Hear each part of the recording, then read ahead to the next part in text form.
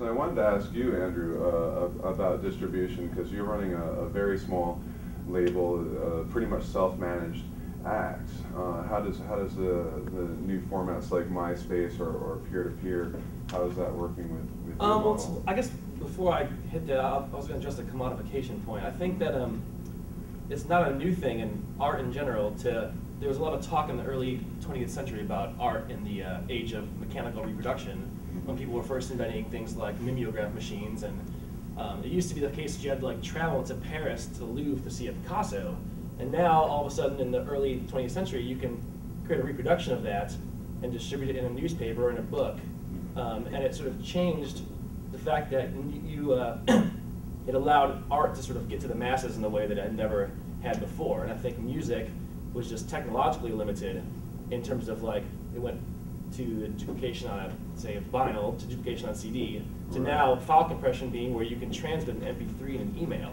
This would make such a great segue over to Valerie talking about artist rights and copyright law, because you know, when you're talking about, I agree with you 100%. Like when, you know, the file sharing in MP3, it's definitely made that, which does then lead to the artist rights and copyright issues, because there is no real way to plug the analog hole and sort of say I cannot allow this piece of digital data to be copied, or to say I must pay this artist 5 cents every time someone listens to song X from an MP3 file. There's no real, as much as you can DRM, you know, from here till infinity, there's no real way to really plug that hole.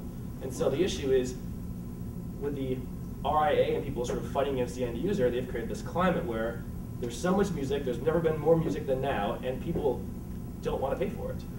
Because they're not used to paying for it, in a sense. It's being bombarded with them. MySpace is nothing but free music. Well, let's go Before over you hop over, I just want to interject one real quick point to sort of insert at the beginning of Andrew's history of music. Bear in mind that art has always been tied to commerce. This is not a new thing. All great artists had patrons that funded their works, from the great masters way back in the day. So this idea that commerce and art are suddenly being thrust together is not a correct notion. Art and money have always been there together from the beginning, and artists need money to create. There's a great quote from Here's someone who helps them get their money.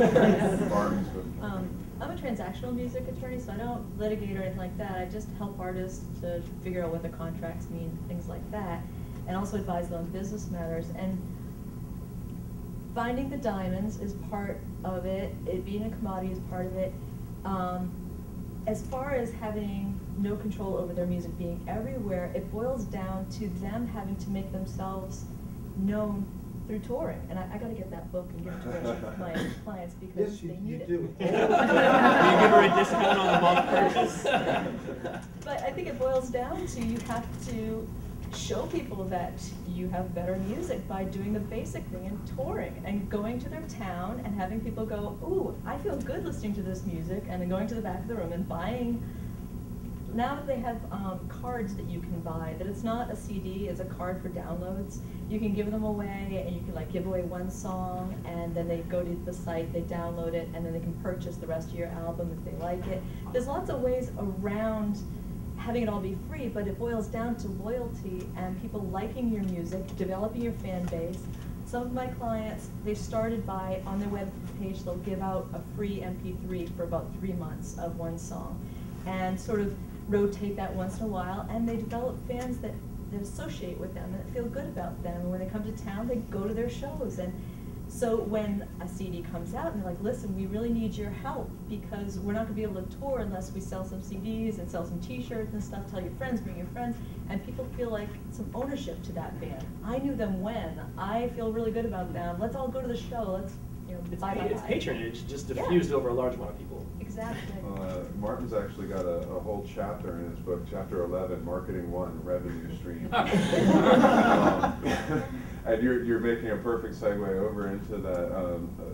You know, so we're talking about now the idea that that physical media CDs are not the source of revenue. I think that's pretty much something you guys are all agreeing on. Not even close.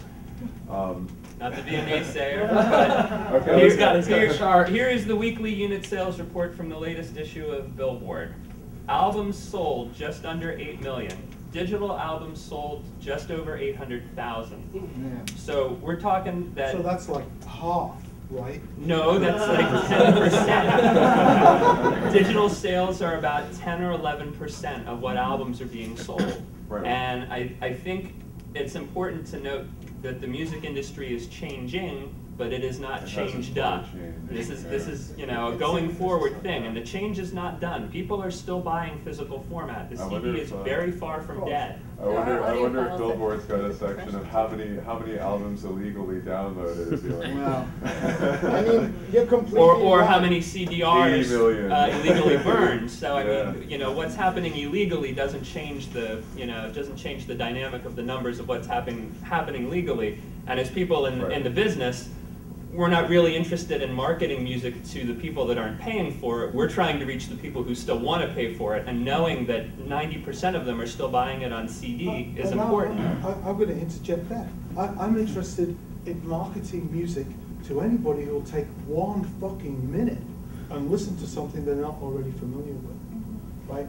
And that's the biggest problem facing any band or label, is having anybody give over a minute of open brain time to go, do I like this, yes or no? And that's always been the toughest thing, I think. Most of the bands I came across early on were through mixtapes, and those were all free and illegal, you know. And so we're talking about a few different things. The legal aspect, I think it's true. I agree with everything you're saying.